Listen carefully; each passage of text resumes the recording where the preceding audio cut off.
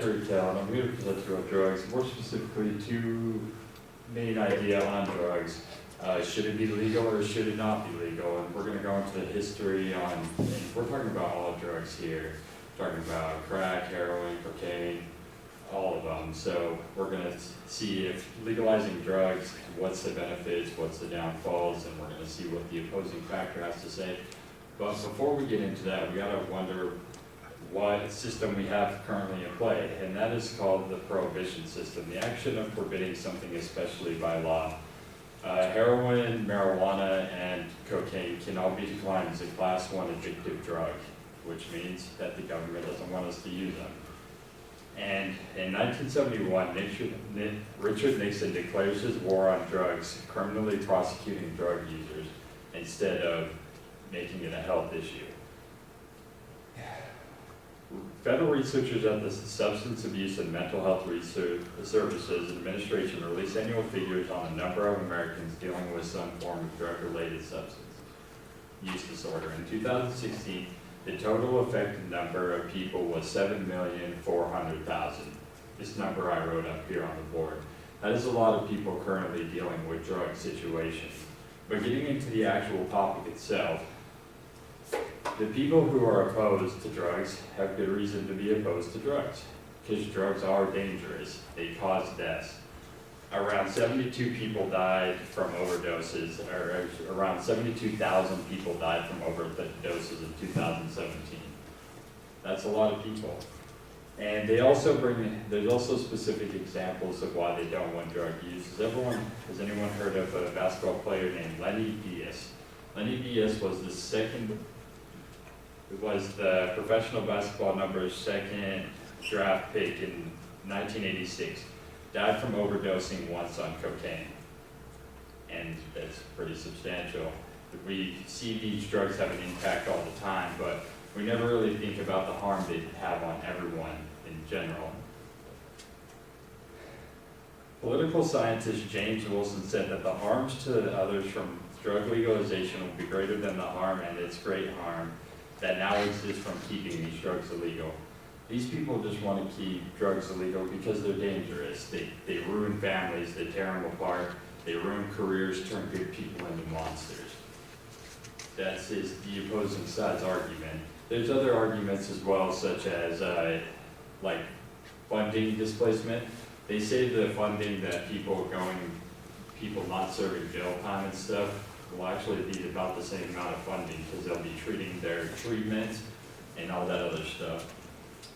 And this brings me to my second point. People who are on board with legalizing drug use. In this state of prohibition, we see that 2 million people are over 2 million people are currently incarcerated in our prison system. One of the things that people who want to legalize drugs do is bring this number down. They say 80% of them, or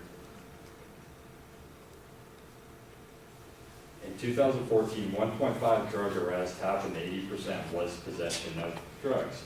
That's a lot of people to be putting in the prison system. So they think if we legalize the drugs or decriminalize these drugs, it will actually reduce the amount of prison time spent.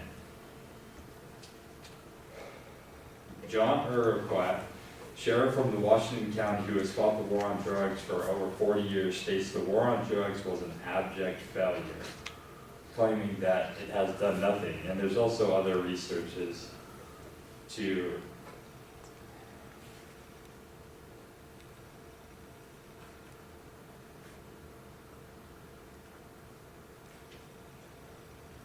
There's also been other research that indicates since Richard Nixon has done his war on drugs, that there has actually been no decline in drug use whatsoever. It has stayed the same since 1971, if not actually raised. Donald McPherson, and then we're going to look into other things such as harm reduction programs. Donald McPherson, Executive Director of Canadian Drug Policy Coalition, has created such an insight which are designed to let users use their drugs without fear of prosecution. In 2015, 33 people came into Insight to inject. However, they overdosed on fentanyl. All of them were saved He also goes on to tell a harrowing story of how a young woman shot fentanyl in a hotel room down the street from where they were, and she overdosed on drugs. And these are just some of the points that lead to just why each side is, what some of the factors are for each side. And then looking at Portugal in particular, we see that Portugal has decriminalized drugs in 2001, and since then, the drug use has gone way down.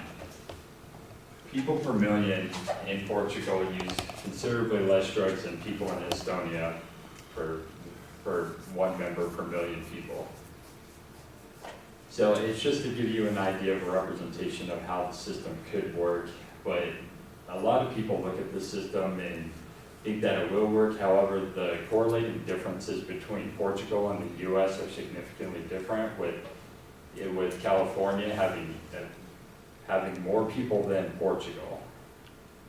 So in conclusion, I just wanted to write this essay to give awareness on what drugs are and how we can shape the future together.